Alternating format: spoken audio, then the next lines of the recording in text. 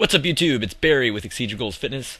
Today's chest and biceps. Started things off with some hanging leg raises, but this time I shook it up by putting a dumbbell 5 pounds between my legs. This made it extremely difficult. 6 reps was pushing it. As you see there, I was really trying to basically just aim to put that dumbbell up there against the bar above me. I didn't even use any wrist straps or anything. I just went raw. Because it's one of those days, man, where you just got to go raw. Anyway, couldn't show the real heavy sets on bench because need the spottage from my training partner slash camera dude in this particular situation, Roy Davis. Anyway, I was doing some bench press, 155. I got, I think, 12 reps here, just cranking it out. I kind of went more for reps today as I'm on a surplus. I want to build some muscle. Did some incline bench here, 135, squeezed out a 6th rep here. It was kind of a grinder, which made Roy nervous, as you could see here, but I knew I'd have it the whole way, or I wouldn't have done it without a spotter. But 135 is actually a lot for me on incline bench. This is not my strongest exercise. My shoulders are significantly weaker than my chest, so when I go from flat bench to incline, I lose a lot of strength. Yeah, grinding it out there, squeezing it up, but I got it easy. Went for some 70s. These felt really heavy. That was 2 compound barbell exercises, but 70s I can usually rep out a little bit more than I could today. I felt out of control, like I was struggling to get them under control. I had to really rest, pause, and fight for that 6th rep, just to keep it in the hypertrophy type range. Went down for my next couple sets after that. I was doing 3 sets on all the chest exercises at 4 on bench. Repped it out really hard on these hammer guys here. These are good to get a good push and a good squeeze of the chest.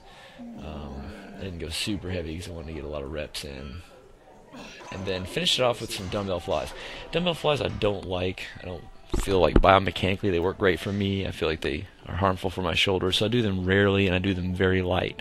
And I kind of bend in with my hands at the top, bring my hands forward like that at the end to kind of accentuate the squeeze. I really am kind of allowing my arms to extend and straighten out too much at the top of this. It's taking some of the pressure off my chest at the very top. I'll probably not continue doing that now that I see it. But yeah, I mean, for the most part, I keep the weight really light and go for a lot of reps on flies so that I don't risk snapping at my shoulder, because it just doesn't feel like a really mechanically safe exercise, but I want to be able to do every movement, so I just don't risk it with heavy weights. Then on barbell curls, at this point my strength, I had a feeling was, I've already done 16 sets on chest, or thereabouts, or maybe it was 14 or 15, a lot of sets on chest. So my biceps were already pumped before I even started. So I just grabbed the 50 on the barbells and I just repped out 3 sets, pretty high reps. I think this was like 15 reps. I was just trying to move some weight without really challenging my strength. And that brings me to the point of today's video, which how much volume is too much volume? Because here you'll see I've grabbed the 30s. And it's almost to the point where I'm like, my form is falling apart. I'm having to do cheat reps by the 6th rep with the 30, which is to me not a significant weight. And because I've done so much volume on my chest, the biceps are already pretty much blown out. So these 30s, like I'm fighting for, struggling, and you see I'm using my back to kind of push my arm forward to help me get the weight up. It's cheating a little bit. As long as you're not pushing the pressure on your lower back, is okay. On curls, it's still effective, but the fact that I have to is alarming.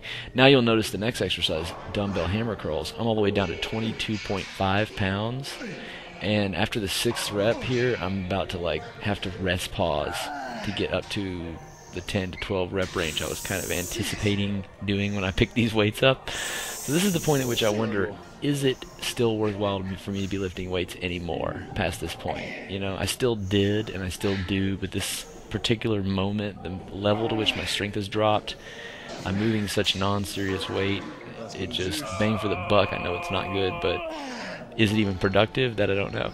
This next machine, spider curls, is what this reminds me of, because I can get such a deep stretch on it and such a hard squeeze and contraction at the top. So I just use this to just really grind out every last bit of anything that could be in that bicep, just squeezing really hard and really stretching at the muscle. This probably was productive because this, in in a worn down state, these kind of like sarcoplasmic hypertrophy techniques where you're squeezing blood into the muscle can be pretty effective at pretty much any time. So let me know in the comments, do you think it is good to continue pushing for more volume even when you completely lose strength, like, you know, radically in that muscle to where you're doing fractions of the weight you would normally do? Let me know what you think, and like, comment, subscribe, and see you guys in the next video. I might be a little bit less frequent because I've got a lot of client sessions this week, but we'll see you as soon as I am able to get some more videos made for you.